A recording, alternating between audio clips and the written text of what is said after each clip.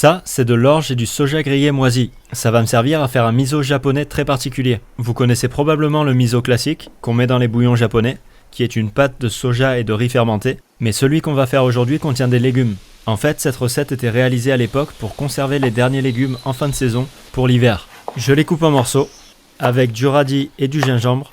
Je vais les faire dégorger dans du sel pour leur retirer un maximum d'eau. Ensuite, je vais effriter mon orge et mon soja. Je vais y rajouter les légumes, de l'algue nori séchée, du piment en poudre, des graines de sésame grillées, du poivre du Sichuan et du zeste d'orange. Je rajoute du sel et je mets le tout dans un bocal. Je mets un poêle par-dessus pour bien tasser le tout et je laisse fermenter à température ambiante pendant au moins 2 mois. Et voilà ce que ça donne, mon Kinzanji miso. Ici en fait celui-là ça fait 2 ans qu'il fermente, je l'ai un peu oublié et je savais pas trop comment ils consomment là-bas au Japon, alors j'ai juste accompagné mon plat du jour avec du butternut et une poêlée de légumes et je me suis régalé.